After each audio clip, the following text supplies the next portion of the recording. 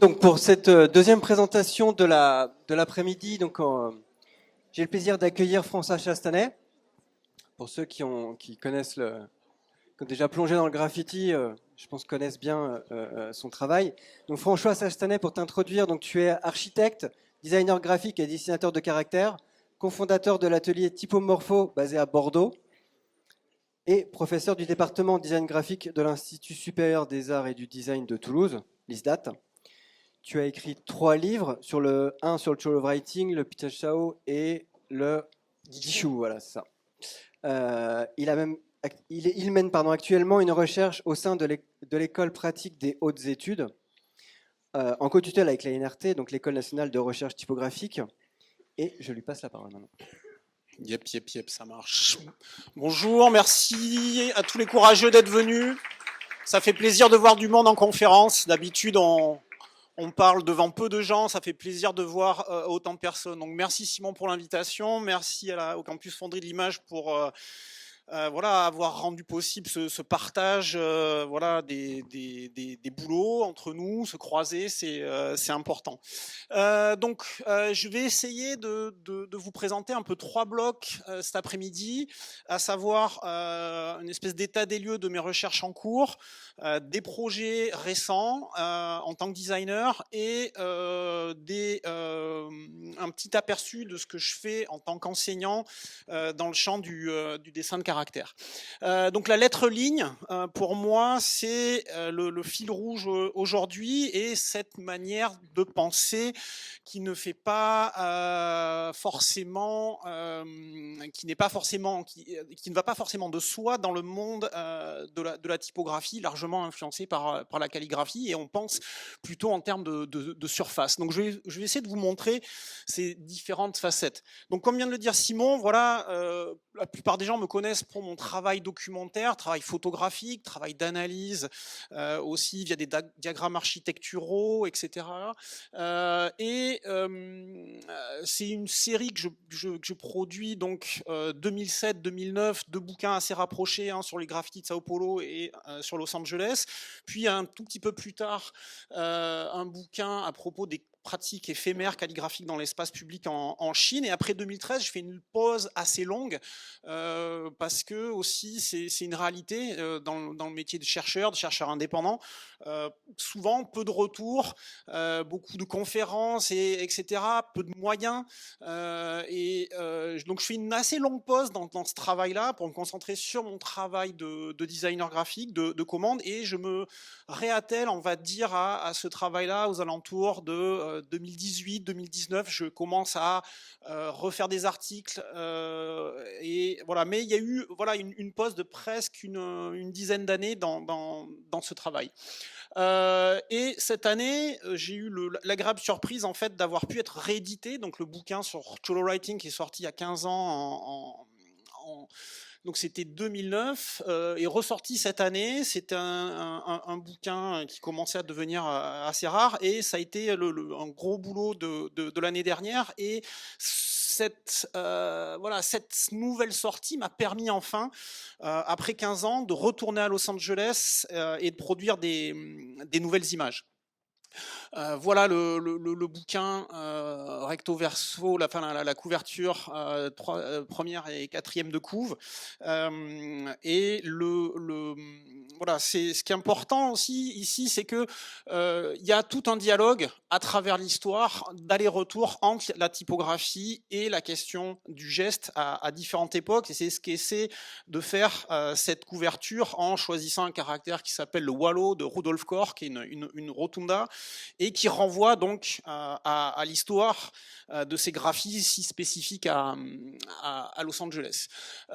Ces boulots, ces 3 publications vont aussi permettre ces dernières années en fait d'affirmer, de confirmer un projet au long cours. C'est-à-dire que je me suis inscrit il y a 2 ans dans un processus tardif de thèse à partir de ces publications existantes, et aussi à travers cette la question de la thèse, d'ouvrir à des nouvelles recherches. Donc la thèse s'appellerait Écrire son nom sur la métropole, lieu, forme, instrument et gestes dans Civil d'Amérique. Donc l'idée, c'est d'avoir un espèce de comparatif Amérique du Nord, Amérique du Sud, et de croiser à la fois les méthodes de la paléographie, de l'épigraphie, l'histoire du graffiti vécu par quelqu'un qui connaît l'histoire de l'intérieur, mais qui a aussi un cursus académique extérieur, et donc faire une tentative un peu à la croisée des mondes. Donc voilà un peu ce dont j'essaie de travailler aujourd'hui. Donc Simon l'a déjà dit aussi, hein, donc c'est une co-tutelle entre deux instituts. Ici, une très ancienne structure, l'école pratique de hautes études, sous la direction de Mark Smith, paléographe, et aussi l'aide d'Alice Savoie, donc enseignante, dessinatrice et historienne de la typographie, enseignante à la fois à l'EPHE et à l'ANERT. Donc mon comparatif, c'est Civil, Los Angeles, New York, Philadelphie pour l'Amérique du Nord, et pour la partie plutôt Amérique centrale, mais en fait c'est une erreur parce que le Mexique fait partie de l'Amérique du Nord, normalement si on fait de la géographie pointue. Donc Tijuana est montré au Mexique, et Sao Paulo pour l'Amérique du Sud. Aujourd'hui, j'ai parlé simplement de 2 cas en Amérique du Nord, un côté East Coast, West Coast, qui sont assez éloignés à la fois géographiquement et esthétiquement, et je vais essayer un peu de vous introduire à ces 2 histoires. En termes d'image, ça donne ça, c'est-à-dire que moi, ce qui m'intéresse, c'est la question d'une texture qui va dépasser l'image de l'individu. C'est-à-dire qu'on croit que le graffiti est une pratique éminemment individuelle, et en fait, il y a un mimétisme local à l'échelle des métropoles. Et moi, ce qui m'intéresse aussi en tant que designer graphique, c'est de dire tout ça, c'est de l'identité visuelle. Et quelque part, les pratiques de graffiti peuvent dessiner par défaut, dessiner en creux, une identité visuelle de la métropole. Et donc moi, ce qui m'intéresse, c'est d'arriver à regarder des écoles calligraphiques qui seraient l'image culturelle de cette métropole. Donc on va se concentrer sur 2 types de graffiti assez différents. Los Angeles, qui est plutôt un graffiti, je dirais, presque d'essence typographique, où on va faire de l'espacement, les lettres ne se touchent pas, et donc on est sur un travail d'espacement très rigoureux, de régularité, et au contraire Philadelphie, qui est d'une cursivité débridée, les lettres sont toutes collées, et le tracé est beaucoup plus vif. Donc c'est aussi 2 mondes différents du rapport au dessin et du rapport à l'espace. Donc voilà en plus grand. Ici, vous avez donc en haut Los Angeles avec ce fameux E typique E en 3 inversé qui s'appelle le Gangster E. Et donc ça veut dire ici, vous avez ES comme East Side, VNE, donc VNI, VNE, c'est Barrio Nuevo Estrada. Et en bas, vous avez donc un pseudonyme individuel, Rakan de Philadelphie, qui est donc l'expression de cette cursivité calligraphique. Et donc vous voyez, hein, c'est que même en haut, c'est plutôt un groupe, c'est un groupe, ça représente un quartier, c'est un groupe d'individus sur plusieurs générations. Mais voilà, ce qui m'intéresse aussi, c'est que dans un seul signe, c'est aussi l'expression d'une collectivité plus large et d'un rapport esthétique au dessin et à l'écriture. Ce qui m'intéresse donc moi en tant que designer, c'est comme la plupart des gens ici, mais je remets l'image parce que ça n'a pas forcément de soi, c'est-à-dire que moi ce qui m'intéresse, c'est l'évolution de la forme des lettres.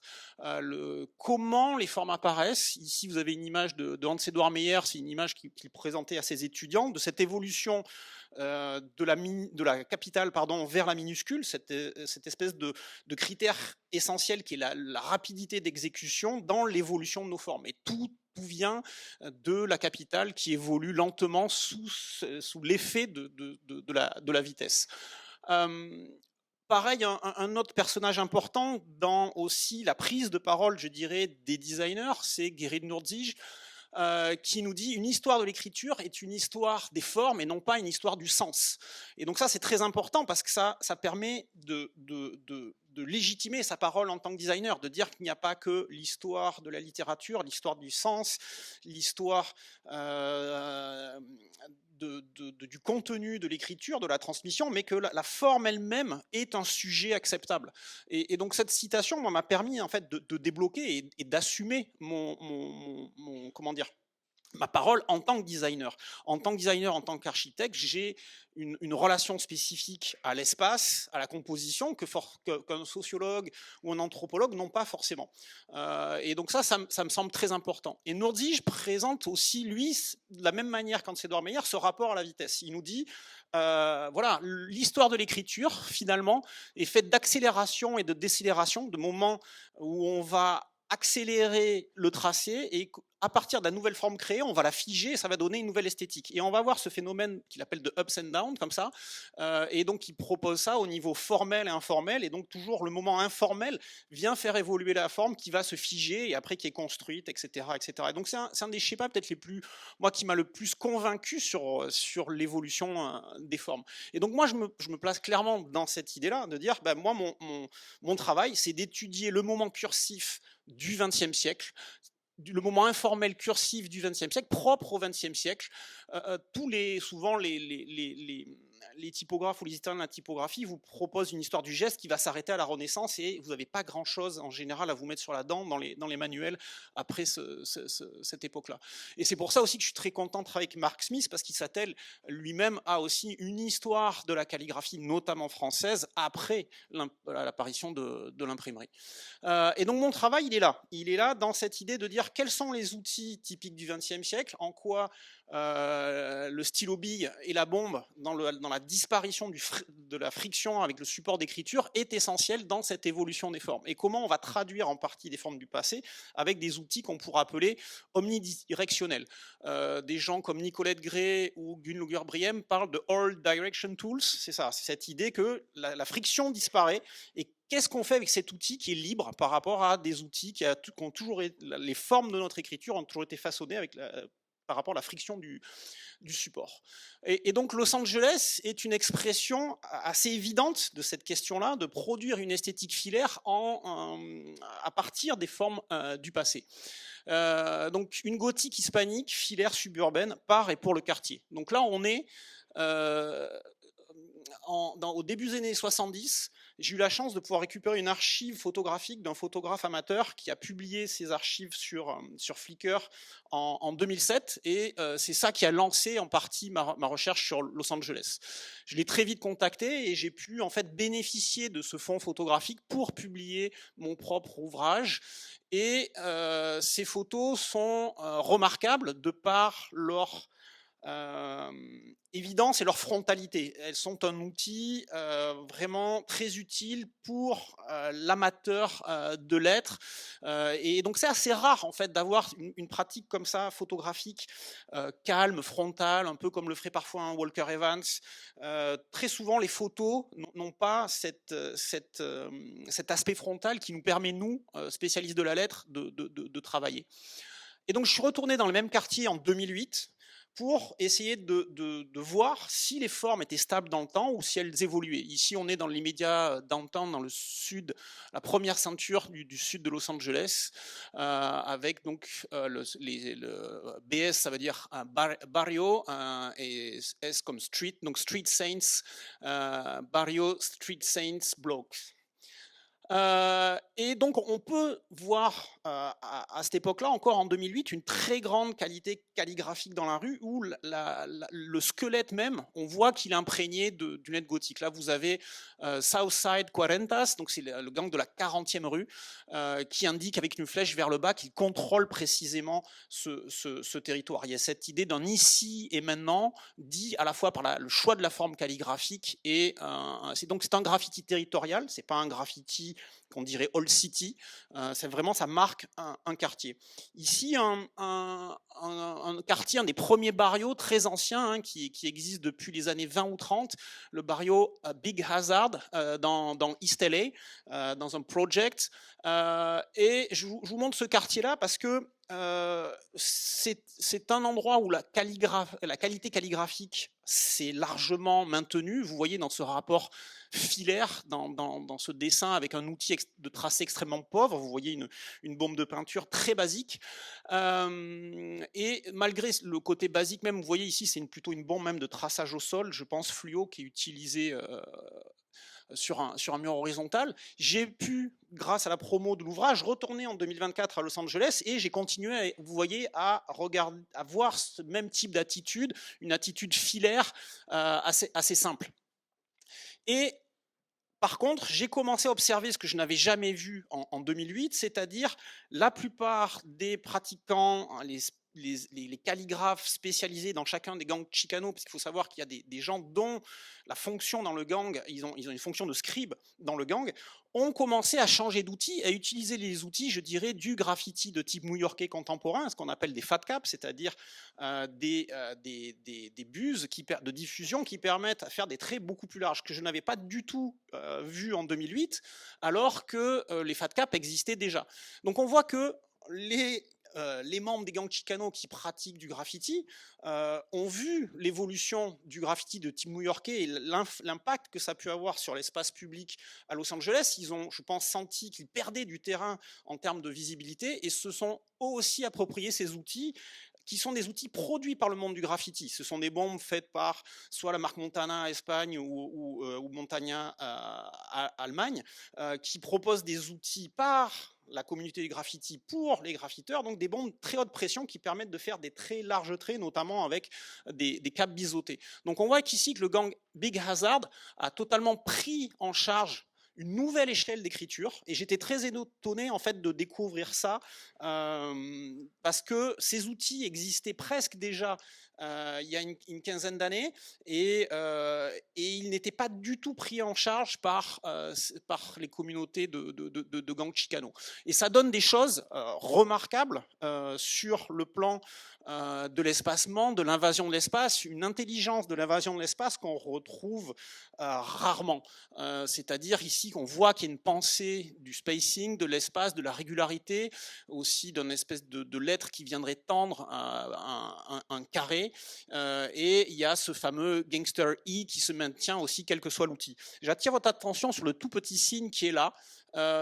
C'est une numérotation aztèque du chiffre 13, donc 2 barres, c'est 5 et 5, 10, plus 3 points, ça fait 13. Et là aussi, vous avez peut-être remarqué ici sur la photo, là, vous avez X13, là, vous avez la numérotation romaine, et donc 13, comment dire, c'est le code des gangs de la Californie du Sud. Donc ça renvoie à la mafia mexicaine, etc., etc. Donc ils écrivent soit en chiffre arabe, soit en chiffre romain, et maintenant en chiffre aztèque, ce que je n'avais pas du tout observé non plus il y a 15 ans.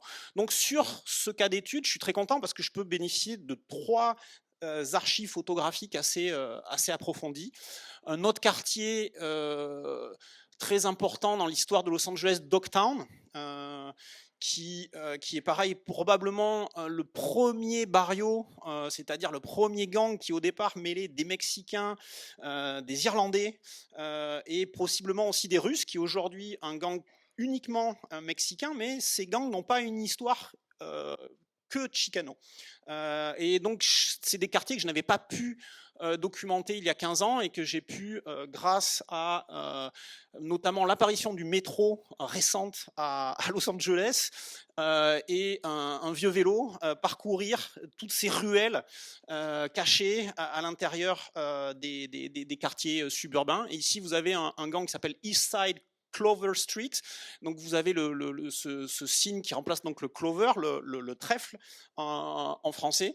Et là aussi, vous voyez l'utilisation de fat cap, de bob haute pression, avec toujours cette pensée du module, du geste répété, calligraphique, un remarquable travail d'espacement.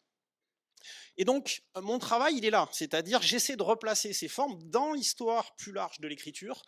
Et c'est une histoire qui est longue, et donc je fais ça en faisant des comparaisons lettre à lettre, et en essayant de, comme j'ai dit, de tenter de décrire une cursivité qui serait propre au XXe siècle, qu'on ne connaîtrait pas dans les siècles précédents, où la question de la vitesse du tracé a toujours été moteur de l'évolution. Donc voilà ma méthode de travail. Je ne vais pas décrire chacun des signes, mais c'est ça l'idée. Je vais chercher, en comparant dans cette idée de comment je fais comment je fais sans un outil calligraphique, c'est-à-dire avec un bic ou une bombe, pour faire que mon tracé renvoie à l'aura de ces lettres qui sont très présentes au Mexique, dans la communauté Chicano à Los Angeles, etc., etc. Donc, c'est ma méthode de travail, et je fais toujours un espèce de comparatif comme ça entre ce que j'observe et des suppositions par le dessin. C'est-à-dire que c'est une méthode par le dessin, par le design. Je dirais, c'est une enquête esthétique, vraiment une méthodologie qui est propre au regard du designer. Et donc, vous voyez le fameux N des gangsters. Ça n'est pas un N inversé, c'est simplement un N gothique. Et il faut savoir que dans les gothiques, il n'y a pas réellement de capitale, on parle plutôt d'initiales, et c'est comme un peu des grandes minuscules finalement. Donc voilà, l'idée, c'est de retrouver à travers les siècles, de prendre la lettre comme la brique minimale qui va permettre de raconter une histoire. Et des fois, je fais plus, je dirais, confiance à la forme qu'à ce que je peux récolter lors d'entretiens ou d'échanges divers avec des pratiquants de différentes générations. En creusant l'archive d'Howard Gribble du début des années 70 aussi, j'ai trouvé récemment comment dire, ce nom. Là, vous avez donc Augustine de Watts, donc c'est un quartier de South Central, dans le sud de Los Angeles, et c'était la première fois où je pouvais voir dans une lettre filaire, vous voyez, cette ligne décorative qu'on retrouve dans les capitales, notamment de textura, ce que les Anglais appellent le Old English, qui est en fait une textura allemande venue à travers les Pays-Bas, puis l'Angleterre, et qui a après atterri dans les premières presses typographiques sur la côte est américaine, et qui est une typo qu'on trouve partout dans la vie américaine. Je vous renvoie à des typos comme le Wedding Text ou Engraver Old English.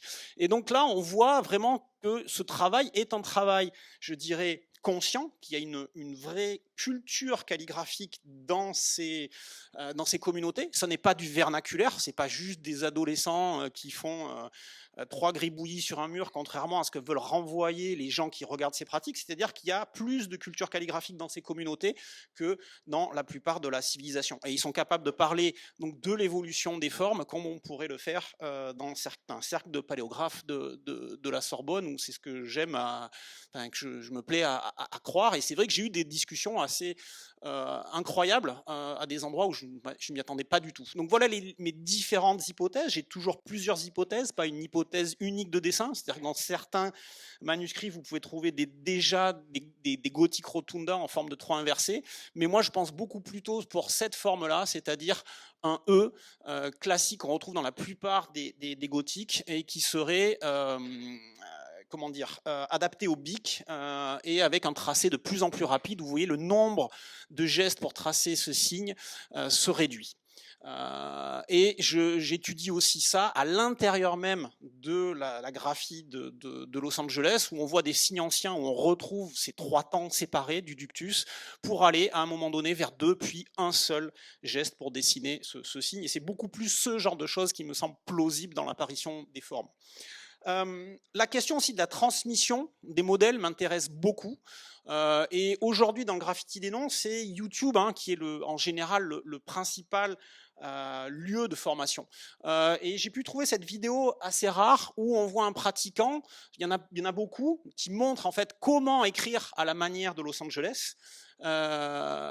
Et ici, ce qui est assez intéressant, c'est que ce pratiquant parle aussi du spacing, parle aussi de comment on va, à partir de cette espèce de parallélogramme, arriver à faire son travail d'espacement. Donc vous voyez, je parlais de graffiti typographique, on est en plein dedans. Et donc c'est extrêmement dur de trouver des gens qui sont pleinement conscients de leur manière de dessiner et qui en plus font l'effort de la diffuser, voilà.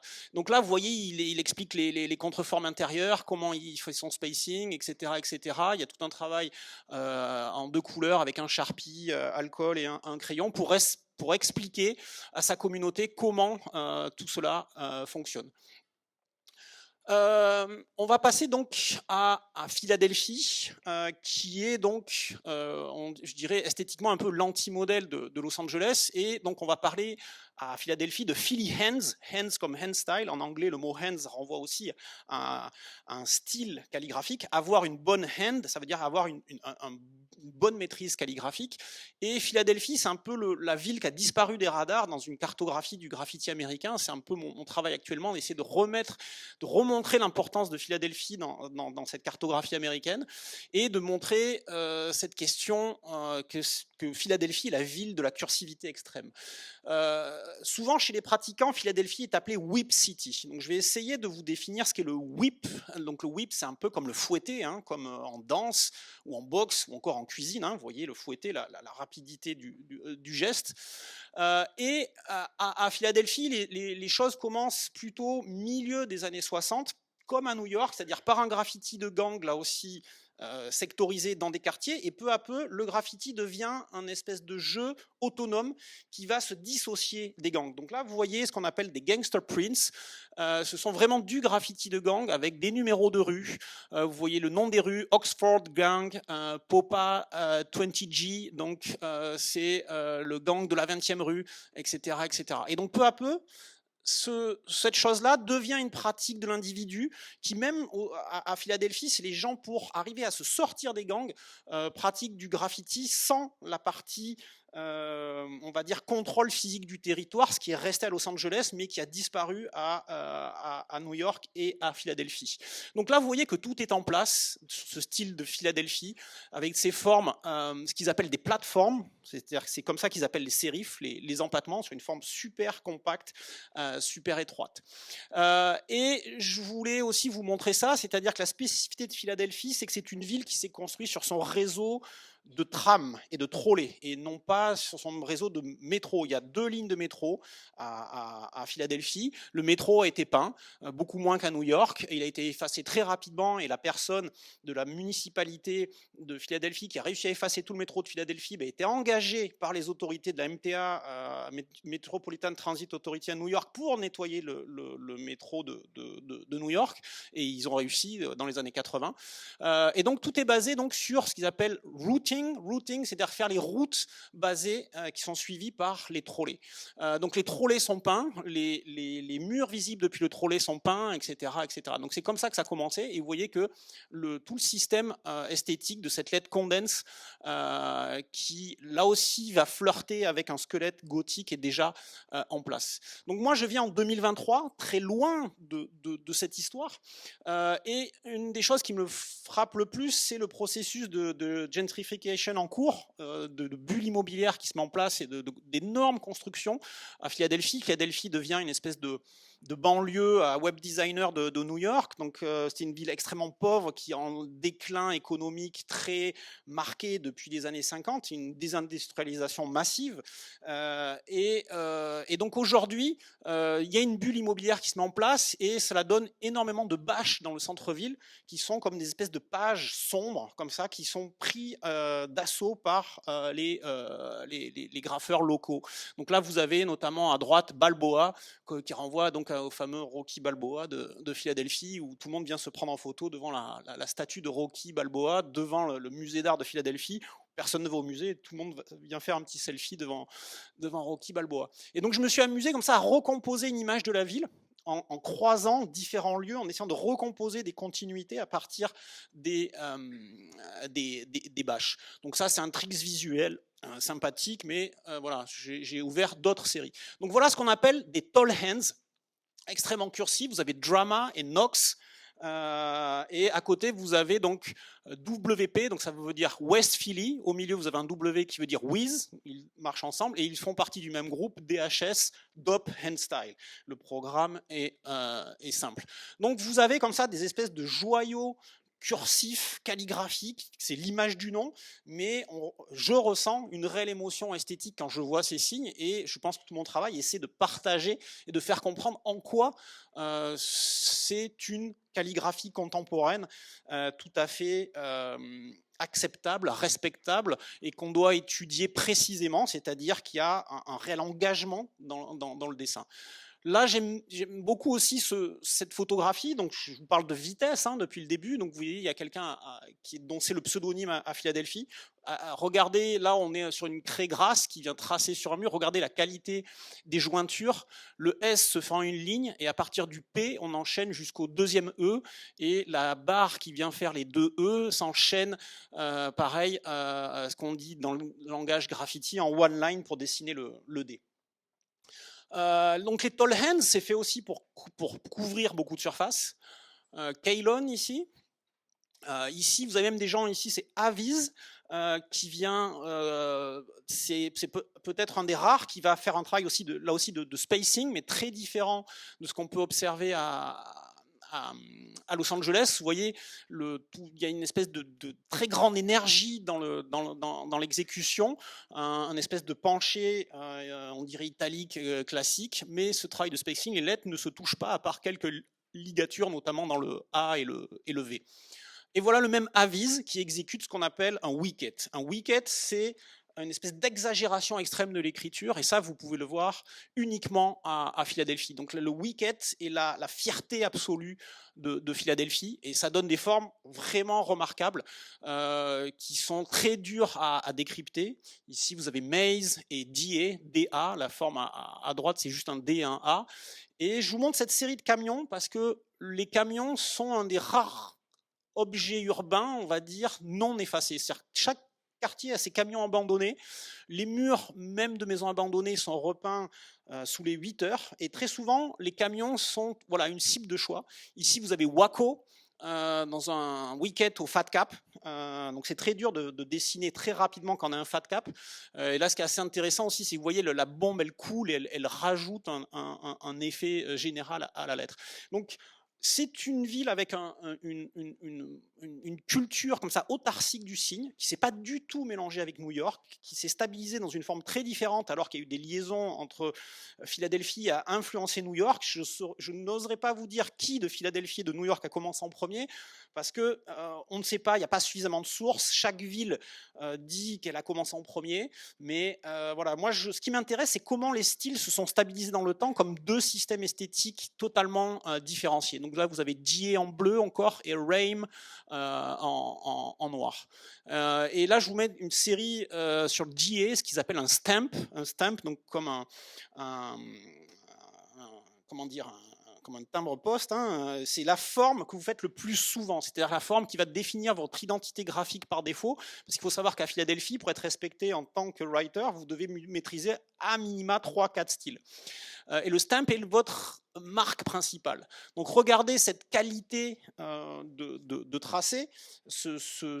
On est proche de ce qu'on peut ressentir face à, je dirais, un Christian d'Autremont qui regarde l'écriture chinoise, cursive ou japonaise pour faire évoluer sa pratique picturale basée sur la lettre latine.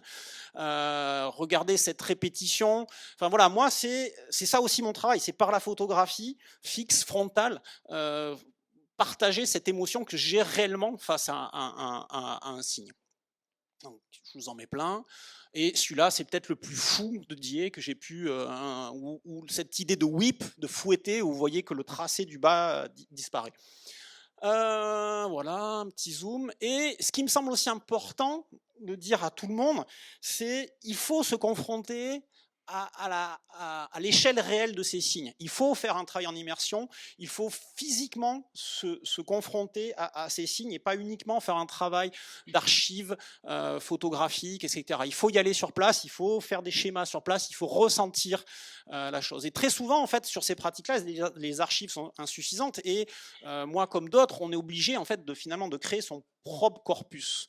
Et donc je voulais vous montrer cette photo, juste voilà pour dire que c'est un travail de longue haleine, ça demande de l'énergie, mais je pense que aussi c'est comme ça qu'on arrive à vraiment comprendre le dessin de ces signes en percevant leur échelle. Où là, c'était une photo que j'avais pu publier sur Instagram de BE, donc c'est 2 lettres, simplement B et E, et c'est l'acronyme d'un nom très simple, Best Ever, tout un programme là aussi, et vous voyez le dialogue avec les formes. Ce que j'ai fait aussi, en plus de ce travail d'immersion photographique, c'est d'essayer, j'ai eu la chance, justement grâce à Instagram, notamment grâce à BE, que j'avais repéré sur Instagram et que quand j'ai posté ma photo, j'avais tagué son nom, il m'a répondu, etc. Et j'ai pu commencer en fait à rencontrer des gens. J'ai très peu rencontré de gens à Los Angeles, on est sur un milieu beaucoup plus dangereux, et à Philadelphie, on est plutôt sur un amour de la lettre à l'échelle de la ville, hein, on est sur un jeu All City et les gens sont beaucoup plus enclins à vous rencontrer. Et donc à Philadelphie, il y a un travail énorme sur papier. Quelque part, il n'y a rien de pire que de présenter son nom dans l'espace public avec un niveau faible. Si vous avez une weak hand, si vous avez une main faible et que vous montrez votre nom dans l'espace public avec votre weak hand, vous êtes la risée en fait de toute la communauté. Et donc, ils ont un slogan, une espèce qui est un peu comme le nulla dies sine linea en latin, ce qui dit « kill a notebook a day ». Donc, l'idée c'est ça, c'est que vous devez remplir un cahier d'une centaine de pages minimum par jour. Et donc, grâce à ce contact Instagram et un peu de chance, etc., et d'autres contacts parallèles, j'ai pu en fait passer de nombreuses nuits avec différents writers de différentes générations lors de très longs meetings où on dessine ensemble pendant des heures et des heures. J'ai été moi-même obligé aussi de redessiner pour montrer mon propre niveau calligraphique pour être accepté par ces gens-là. Ici, en photo, vous avez quelqu'un d'extrêmement rare qui s'appelle Cadism, un des plus gros cartonneurs de Philadelphie. J'ai eu la chance de le rencontrer dès les premières 48 heures et je me suis retrouvé dans ces réunions-là où des gens cherchaient à le rencontrer depuis une vingtaine d'années. C'est le fantôme de Philadelphie, un des plus gros producteurs de signes locaux. Il est en train d'exécuter ici un gangster prince avec des plateformes, avec des sérifs. Donc voilà ce que ça peut donner. Voilà. Et donc là, on est de retour sur DA, dont je vous ai montré dans l'espace public. Donc un espèce d'entraînement continu. Hallucinant en termes de volume de production. Tous les étudiants du monde devraient voir ça, l'engagement nécessaire pour avoir une main suffisamment solide. Et là, vous voyez des variations infinies. Vous avez des loop wicked, des diamond wicked, etc., etc. Vous avez toute une panoplie incroyable. Ici à Vise, les carnets de CAD, j'ai pu aussi, au bout d'un moment, en gagnant la confiance, on m'a ouvert les archives quelque part, et ces espèces de notebooks, de college notebooks super cheap, en très mauvais papier, sont vraiment des éléments collectionnés qu'on se passe aussi de génération en génération. Regardez ici, il est marqué en haut à gauche, It's a Philly thing, you can't understand. Voilà, donc là, c'est un carnet de 2023 de CAD qui continue depuis 30 ans, voilà, et qui kill a notebook a day, qui plie un carnet par jour pour maintenir sa qualité calligraphique. Et vous voyez aussi toute la série des smileys qui sont accolés à ces signatures. Rakan, pareil, même génération que CAD, quelqu'un d'extrêmement habile, dont Rakan est en prison pour des motifs qui n'ont rien à voir avec le graffiti, et les membres de son groupe sortent en fait toutes les feuilles et vont répandre son style dans la rue. Il est considéré comme un des plus grands stylistes de Philadelphie. Dusting Cats with Dope Wickeds, comme vous voyez en bas. Donc c'est toujours, voilà, c'est l'image du nom et beaucoup de prétention, beaucoup d'emphase dans la représentation de l'ego. Et grâce à tout cela, j'ai pu en fait faire un travail systématique vidéo, de montrer tous les secrets de fabrication, notamment de ces wickeds qui sont extrêmement difficiles à repérer, même à travers une photo. On parlait de stratigraphie tout à l'heure. Là, le geste à l'intérieur d'un même signe a tellement de superposition, on hésite à suivre le tracé. Donc, je vous montrerai à la fin, je ferai tourner une petite vidéo, c'est des éléments de la vidéo. Vous verrez en vitesse réelle comment c'est impressionnant dans la réalisation. De manière assez intéressante, il y a un projet typographique très convaincant qui est proposé par le duo Brett Seifert alias Hyde Lovelace et le graffeur Curve. Curve est un graffeur plutôt new-yorkais mais qui est venu dans sa jeunesse vivre spécifiquement à Philadelphie pour apprendre le style de Philly. Il est intentionnellement venu vivre à Philly pour apprendre ce style et ils ont produit un design monolinéaire qui rend assez bien la variation des signes et très souvent faire une fonte graffiti c'est toujours une mauvaise idée à la base. Comment dire, surtout le graffiti des noms. Le graffiti des noms est un espèce de logo refermé sur lui-même. Et donc traduire cette chose-là dans un système combinatoire typographique est en général un non-sens au départ. Et la chose est plutôt pas mal parce qu'elle se double aussi de ce qu'ils appellent les punchlines. Donc c'est les petits traits, les petites comment dire, blagues qu'on peut retrouver des fois à côté de certaines signatures.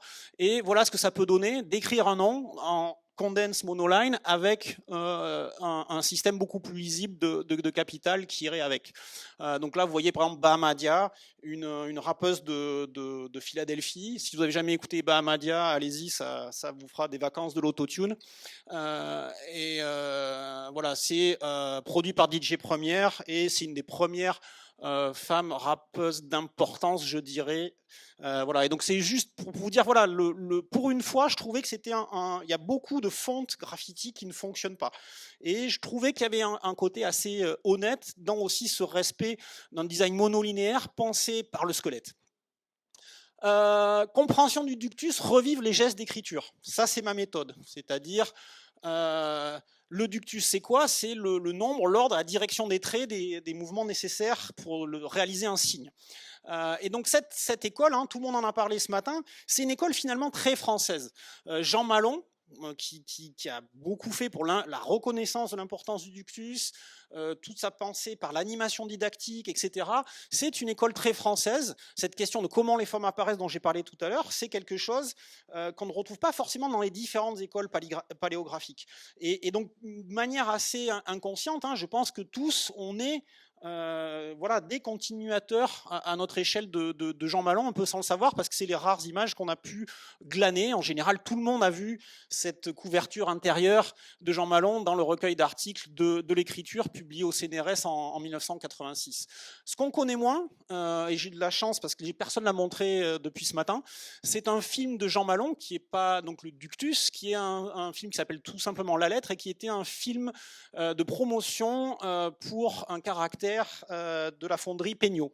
Donc c'est fait en 1937 et voilà, pour moi c'est un modèle didactique de comment voilà, expliquer sans mots par le visuel, qu'est-ce que c'est l'évolution d'une écriture, qu'est-ce que c'est cette incidence de la vitesse sur le tracé ici, plutôt dans une culture livresque, hein, dans une culture basée sur la plume large dans le livre. Voilà, donc c'est un vieux film, vous ne le trouverez pas sur YouTube. Voilà, c'est assez dur à trouver. Et donc moi j'ai essayé d'appliquer un peu cette méthode à moi-même et je me posais la question depuis ce matin quand je voyais tout ce travail remarquable sur le code et l'animation. C'est pas vraiment ma culture. Moi je viens plutôt de la culture de l'imprimé et du dessin. Mais je me suis posé ces questions. Comment faire pour montrer justement le ductus, cette rapidité, cette cursivité typique de Philadelphie? Est-ce que je le fais par l'animation? Est-ce que je le fais simplement avec des flèches? Est-ce que ces flèches sont colorées? Comment je montre le point de départ? Donc voilà, tout ça, c'est les questions que je me pose actuellement dans comment rendre au mieux le dessin. Est-ce qu'il vaut mieux faire de l'animation, le montrer horizontalement, mais comme le font les Chinois, avec l'ensemble du caractère en grisé derrière, et puis on fait un travail de succession et de superposition des traits.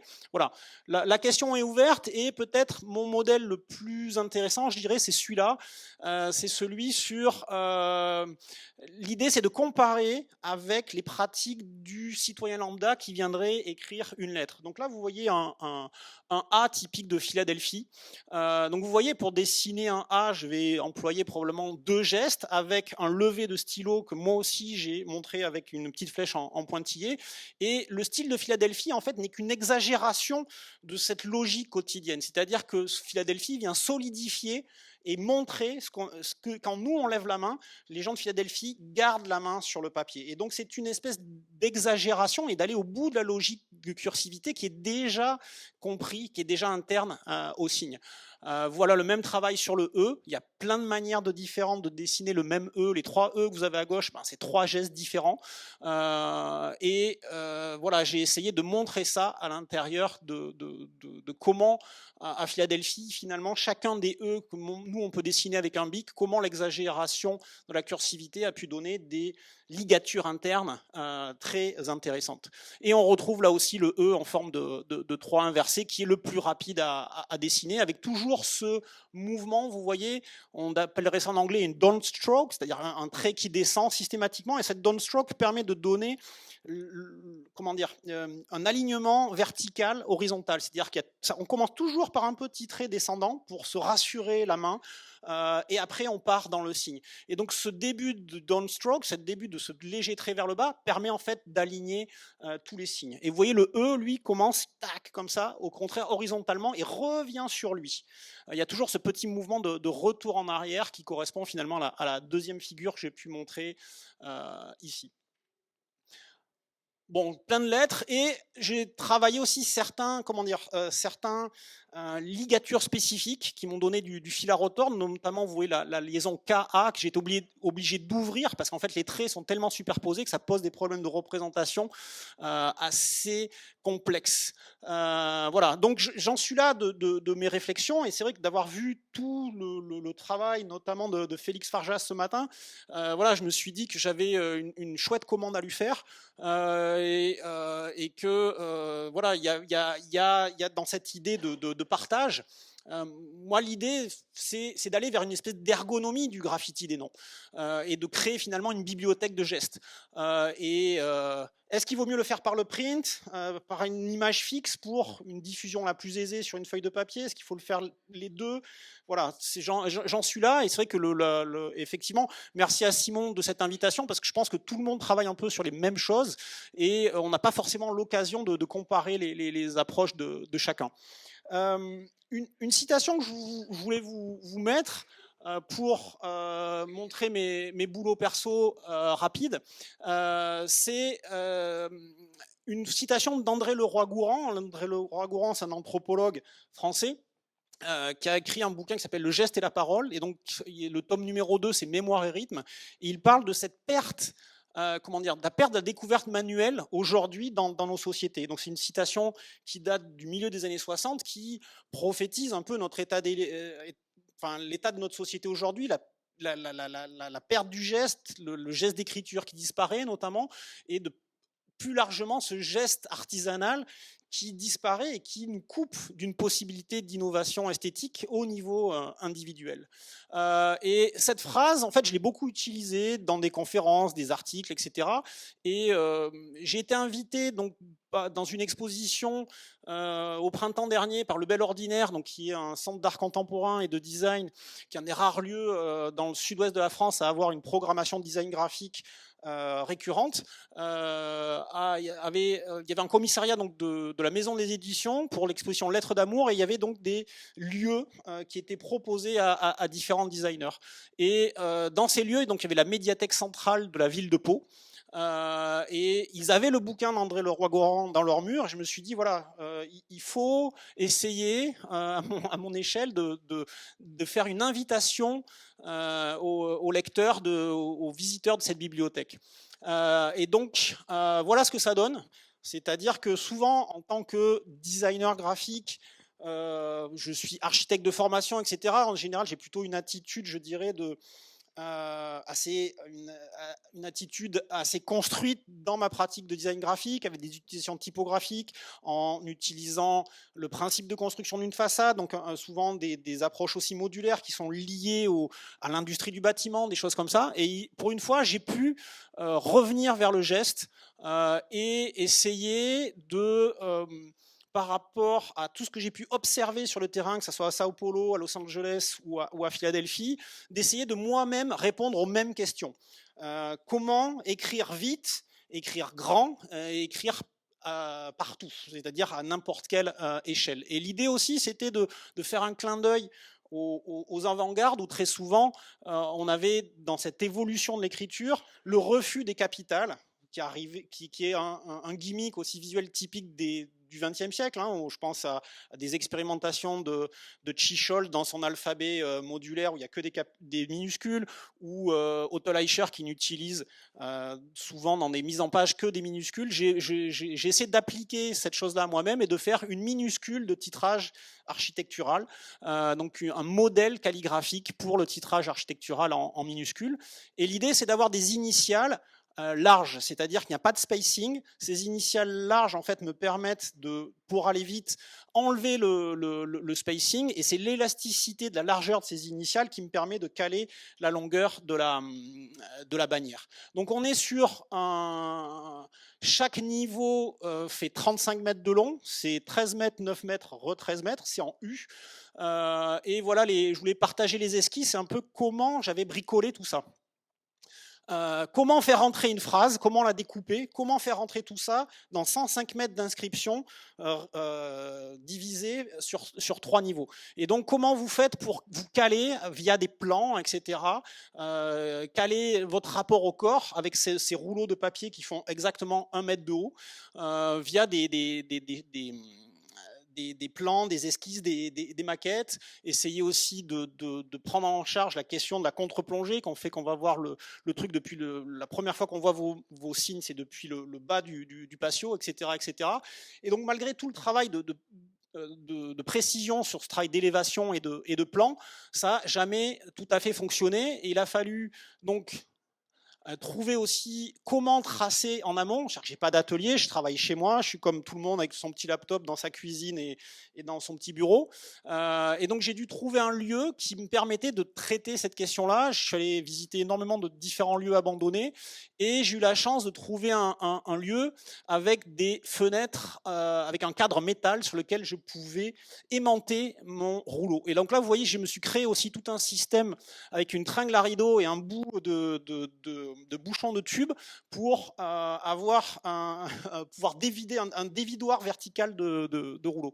Donc voilà ce que ça donne. Voilà mon atelier portatif à une vingtaine de kilomètres dans le sud de Bordeaux.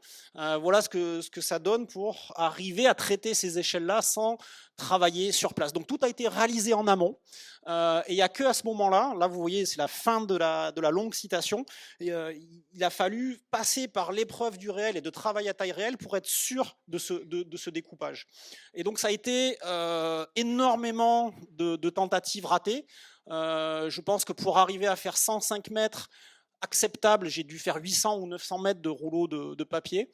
C'est du craft blanc, Clairefontaine, 60 grammes, tout ce que vous pouvez trouver de plus simple dans le commerce. Et avant d'arriver à un rythme calligraphique satisfaisant, voilà, ça a été beaucoup de taf. Voilà les fameux rouleaux et tous les papiers gâchés. Et voilà, voilà tout l'effort nécessaire pour arriver à...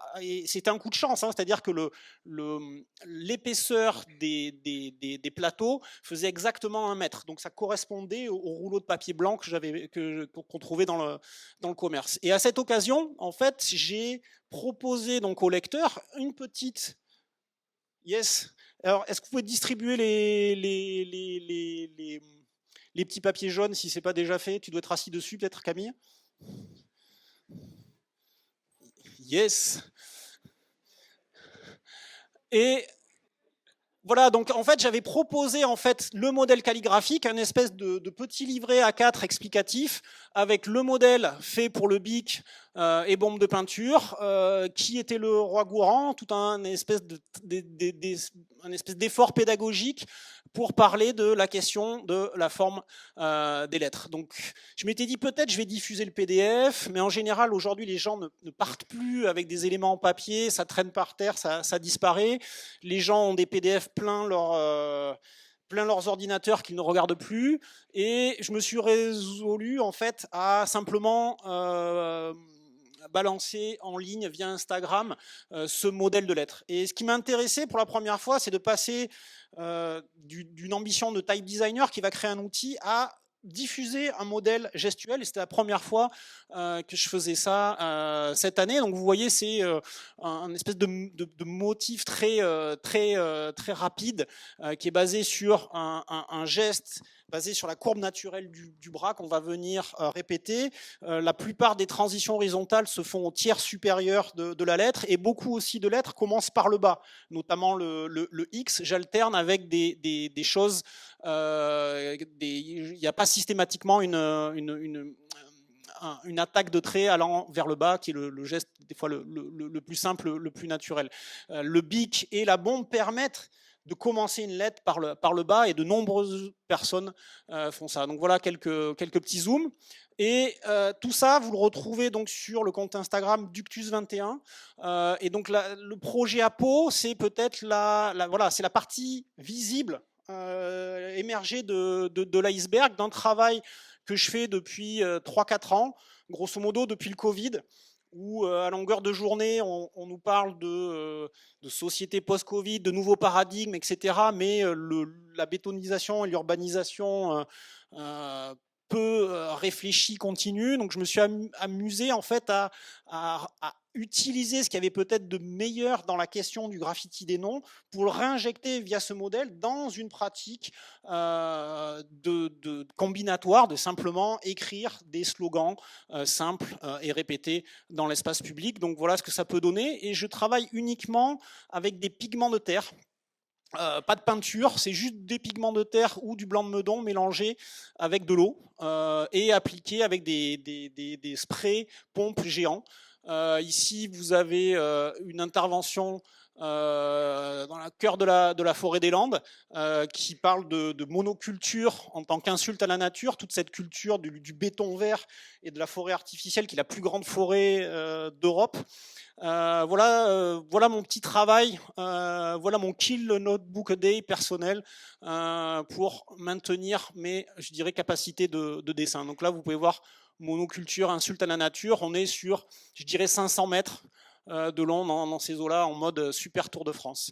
Et ici, j'ai eu la chance ces derniers temps de pouvoir faire un petit peu de publicité pour le projet au paradis des dessinateurs de caractère, les Pays-Bas. J'étais invité dans un festival où ils m'avaient gentiment repeint un mur, mais pas tout à fait à la bonne hauteur. Du coup, j'ai pas plié les genoux, je suis trop vieux.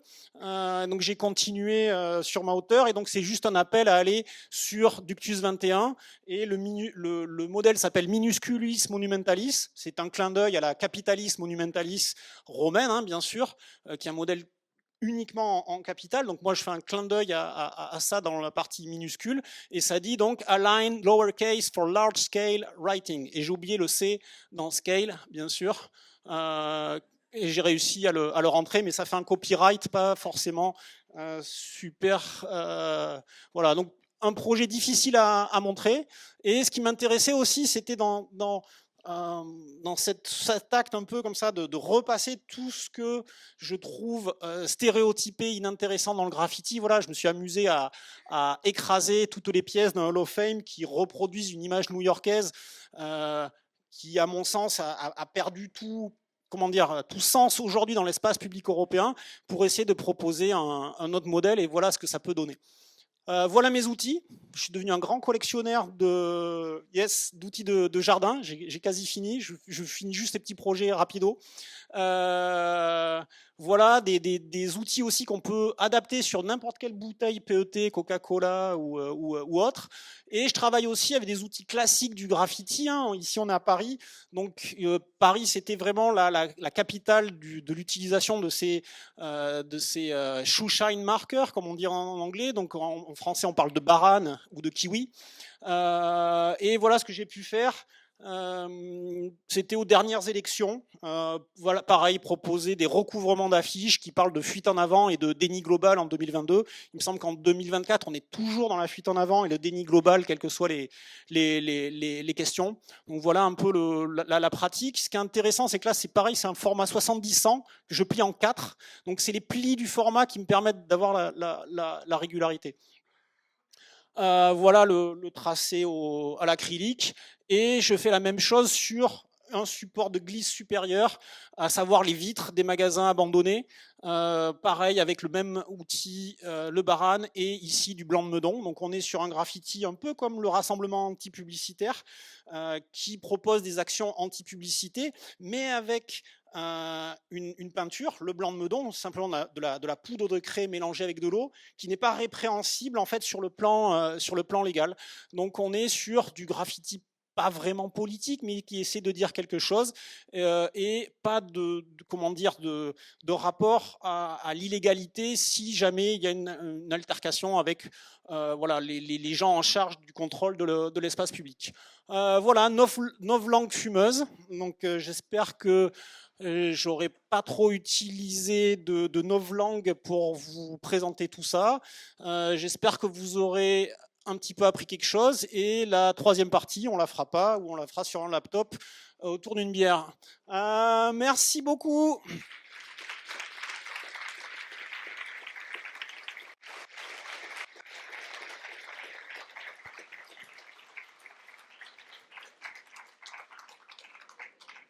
Effectivement. Merci François pour ta présentation. Effectivement, on aurait pu encore t'écouter longtemps, mais il y a d'autres présentations pas après. Donc, est-ce qu'il y a des questions?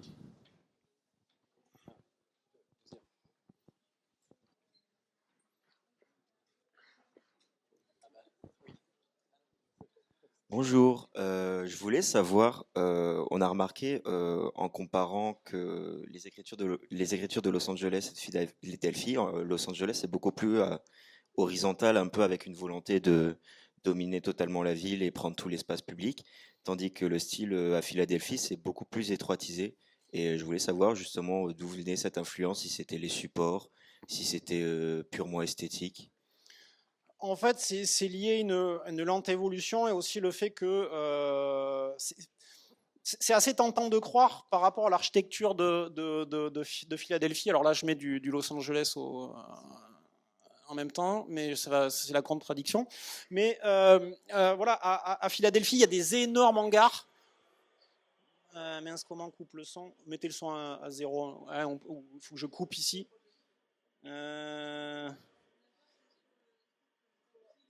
Ouais, mais là, le tactile, c'est encore une fois, hop, ici je l'ai, c'est pas là? Ah si, mais là, du coup c'est le vidéo proche. Bon voilà, c'était juste pour montrer je vais arrêter le brouillage. Non, c'est juste que le fait qu'en fait à Philadelphie, il y a une espèce d'architecture de hangar immense liée à l'histoire industrielle de la ville, et je suis assez tenté de croire qu'il y a cette échelle incroyable comment dire, d'inscription à favoriser, comme on a vu un moment avec Keylon,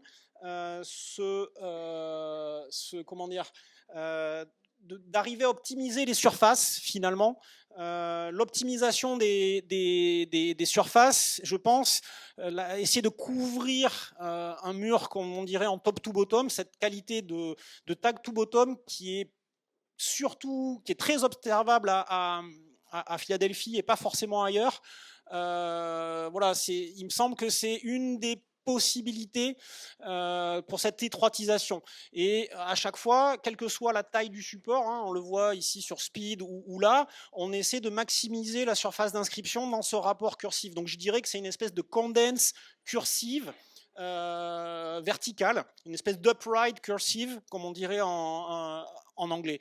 Donc ça, c'est mon analyse personnelle, hein, ça n'engage que moi, c'est aussi mon regard sur l'espace en tant qu'architecte de formation qui essaie toujours de faire le parallèle entre le support d'inscription et comment on fait. Et donc je pense que il y a très certainement cette question d'optimisation de l'espace, quelle que soit l'échelle, qui a fait émerger au fur et à mesure ce côté extrêmement étroitisé, ce stress vertical dans le tracé du signe.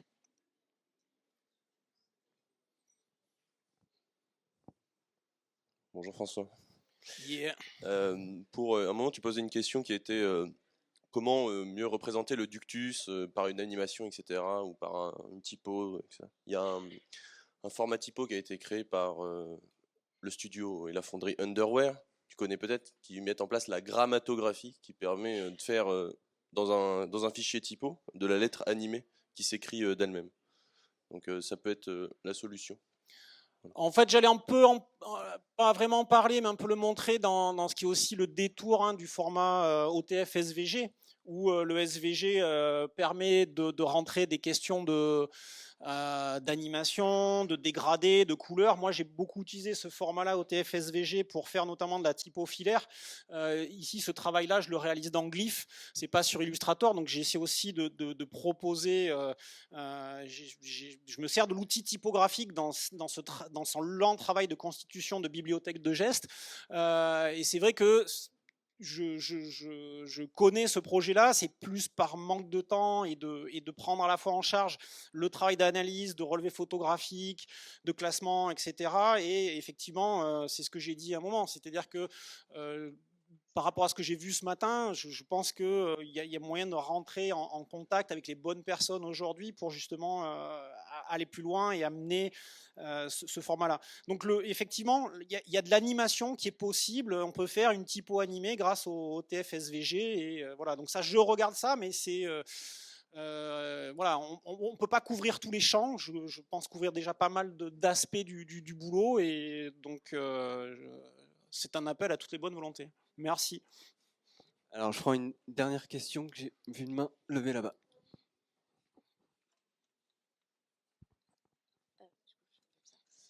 Du coup, bonjour, j'avais juste une question. On a vu que le milieu à Philadelphie des graffeurs est assez fermé, ou ça donne l'impression qu'il est assez difficile à percer. Est-ce qu'il y a des femmes ou pas du tout? Oui. Notamment, alors là, j'ai pas mis la photo dans cette présentation-là. Il y a une fille qui s'appelle Karma, qui a été vraiment une grande pratiquante, je dirais, durant toutes les années 2000-2010. Là, j'ai pas mis de photos, j'en ai dans d'autres présentations, j'ai un petit peu resserré le nombre de photos. Mais oui, il y a quelques femmes. Alors après, on va pas se mentir, on est sur un milieu, je dirais, à 80-90% masculin. On est dans un contexte urbain et on va dire voilà, les balades nocturnes ne sont pas aisées. On est sur un taux d'homicide assez haut, des ravages fentanyl et autres. Enfin voilà, donc on est sur un territoire assez dur. Ça existe, et c'est minoritaire, mais ça existe. Et ce qui est assez intéressant, c'est que quelqu'un comme Karma, c'est Queen Karma, vous regardez Queen Karma sur Instagram, elle va travailler un vocabulaire calligraphique très poussé. Très souvent, moi, ce qui m'embête souvent dans du graffiti estampillé, graffiti féminin, c'est qu'on va avoir des choix chromatiques toujours un peu les mêmes, des petits cœurs, des formes rondes et des machins. Et voilà, enfin, en général, ça tourne mal. Voilà, et donc à Philadelphie, il y a une très tradition du signe, etc. Que vous soyez blanc, noir ou autre, peu importe. Là, dans les mains que je vous ai montrées, vous avez des blancs irlandais, vous avez des Jamaïcains, vous avez ici des Colombiens, des Portoricains, etc. Et qu'on soit sur une question de race ou de genre, on est sous le même style calligraphique. Moi, ça m'a vachement intéressé. C'est vrai que je l'ai pas développé, mais voilà, on va pas se mentir, c'est un milieu masculin.